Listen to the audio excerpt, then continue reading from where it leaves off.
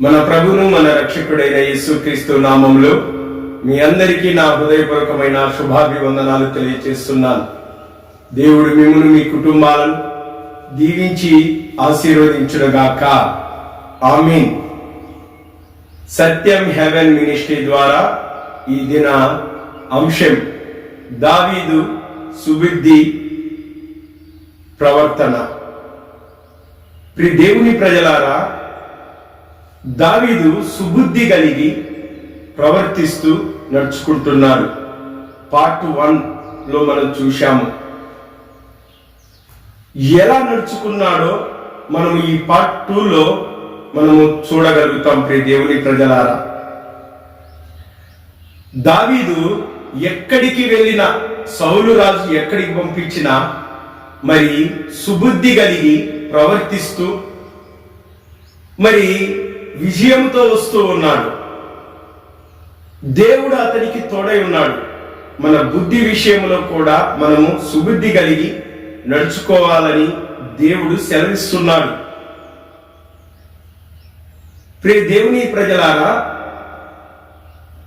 సౌలు దావీదు మీద విసపు చూపు చూపి అతని చంపాలనుకొని దావీదును తరుముతున్నాడు. దావీదు సౌలు చేతికి దొరకకుండా మరి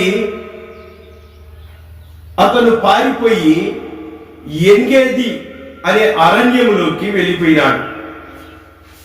ఈ ఎంగేది అరణ్యములో మరి ఒక గృహలో దాక్కొనున్నాడు దావీదుతో పాటు ఉన్న మనుషులు. అయితే దావీదు ఎక్కడున్నాడని ఈ సౌలు రాజు విచారణ చేసి మరి కనుక్కున్నప్పుడు ఎంగేది అరణ్యములో ఉన్నాడని అతనికి తెలిసిన సమాచారాన్ని బట్టి సౌలు సైన్యాన్ని వేసుకొని మరి దావీదును పట్టుకోవడానికి బయలుదేరినాడు. దేవుని ప్రజలారా, దావీదు ఏమైనా తప్పు చేశాడంటే ఏ తప్పు చేయలేదు. మంచే చేశాడు, మేలే చేశాడు. అయితే దావీదును ఈ సౌలు రాజు చంపాలన్న ఉద్దేశం కలిగి ఉన్నాడు. ఎందుకంటే దావీదుకు 10,000 కొలది, సౌలుకు 1,000 కొలది అని స్త్రీలు గానములు చేస్తూ అలాగూ స్తుతిస్తూ వస్తూ వచ్చినారు. అది సౌలు రాజుకు ఇంపుగా లేదు. దేవుని ప్రజలారా, దావీదు అలా అనమని ఆ స్త్రీలతో ఏమని అన్నాడా? లేదు కదా. వాళ్ళు అన్నప్పుడు ఒకవేళ దావీదు తన్ను తాను ఏమైనా హెచ్చించుకున్నాడా? ఒకవేళ రాజుకు విరోధముగా ఏమైనా మారినాడా? అంటే ఆయన బుద్ధి విషయంలో, ప్రవర్తన విషయంలో ఎప్పుడు దావీదు అలా చేయలేదు. ఒకవేళ ఆ స్త్రీలు అన్నిండొచ్చు కాదు అన్నారు. దేవుని ప్రజలారా, అయితే దావీదు వారు అన్నప్పటికీ కూడా ఆయన ప్రవర్తనలో ఆ సుబుద్ధి కలిగి మరి నడుచుకున్నాడు. కానీ రాజు చెప్పిన ఆజ్ఞ ప్రకారం కానీ చేస్తూ వచ్చినాడు. దేవుని ప్రజలారా, ఎక్కడ నేను ఇదిగో రాజు కంటే ఎక్కువగా సైన్యాన్ని నేను చంపినాను, గొల్యాతును హతమార్చినాను, మరి ఇలా చేసినాను అని దావీదు ఎక్కడ చెప్పుకోలేదు. దావీదు రాజు దగ్గర ఏమని చెప్పుకున్నాడు? సింహాన్ని, ఎలుగుబంటిని నాకు అప్పగించిన దేవుడు, వాటి నుండి నన్ను రక్షించిన దేవుడు మరి ఈ గొల్యాతు నుండి నన్ను రక్షిస్తాడు, మరి వాటిని అప్పగించిన దేవుడు ఈ గొల్యాతును నాకు అప్పగిస్తాడని, దేవుడే నాకు ఆధారమని, దేవుడే నా బలమని, దేవుడే నా విజయమని దావీదు తన మనసులో ఉన్న సంగతిని మరి రాజుతో చెప్పినవాడు. దేవుని ప్రజలారా, మనము ఏదైనా ఒక కార్యం చేస్తే మనంత బలవంతుడు లేడని చెప్పుకుంటాం. మన హృదయంలో నుంచి ఆ మాటలు ఉప్పొంగి వస్తాయి. దావీదు అలా చెప్పలేదు. దేవుని ప్రజలారా, ఈ సౌలు రాజు అప్పటి నుండి దావీదు మీద విసర్పు చూపి దావీదును తరుముతూ వచ్చినాడు. మరి దావీదు ఎన్గేది అనే అరణ్యంలోనికి వెళ్ళిపోయి ఒక గృహలో దాగి ఉన్నాడు. ఈ ఎన్గేది అరణ్యం అంతా ఎతుకుతూ ఉన్నాడు. ఎతుకుతూ ఈ సౌలు రాజు సైన్యముతో మరి ఆ యొక్క అరణ్యములో ఆ గృహ దగ్గరికి వెళ్ళాడు. గృహ దగ్గరికి వెళ్ళిన ఈ రాజు సౌలు రాజు దావీదు గృహలో చూడలే.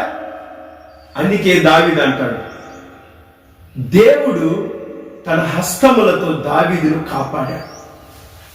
సుబుద్ధి కలిగి ప్రవర్తించిన దావీదుకు యెహోవా అతనికి తోడై ఉండేది. దేవుడు మనకు తోడై ఉంటాడు. మనం మంచి బుద్ధిని కలిగి ప్రవర్తించాలి. కొంతమంది బుద్ధి ఎలా ఉంటుందంటే కపటమైన బుద్ధి, చెడు బుద్ధి. అందుకే అంటూ ఉంటారు, ఇది చెడ్డ బుద్ధి, ఈయన బుద్ధి మారిపోయింది. దేవుని ప్రజలారా, బుద్ధి విషయంలో చాలా జాగ్రత్తగా ఉండాలి. దావీదు సుబుద్ధి కలిగి ప్రవర్తించిన వాడు. అందుకే దేవుడు అతన్ని కాపాడినాడు, రక్షించినాడు, భద్రపరిచినాడు. అందుకే దావీదు అంటాడు కీర్తనకారుడు కీర్తనలో, నా దాగు చోటువు నీవే దేవుడా, నీవే నాకు ఆ దాగు చోటు. దేవుడే కాపాడినాడు. అక్కడ కంటబడలే. ఒకవేళ సౌలు రాజు కంటబడింటే దావీదు చంపేసిండు. దేవుని ప్రజలారా, దేవుడు కాపాడినాడు. అయితే రాజు ఆ యొక్క అరణ్యములో ఆ గృహ దగ్గర ఆయన నిద్రపోయినాడు. అప్పుడు దావీదుతో ఉన్న కొందరు వచ్చి వాళ్ళు దావీదుతో అంటున్నారు, దావీదు దగ్గర ఉన్న మనుషులు, ఇదిగో దేవుడు నీ చేతికి ఈ సౌలు రాజును అప్పగించినాడు, నీ శత్రువును అప్పగించినాడు. నిన్ను చంపాలనుకున్న శత్రువు నీ చేతికి దొరికినాడు. కాబట్టి నువ్వు ఆజ్ఞయిస్తే ఈటతోనే భూమికి నాటేస్తా, ఒక్క దెబ్బతో పరిష్కారం అయిపోతాదని.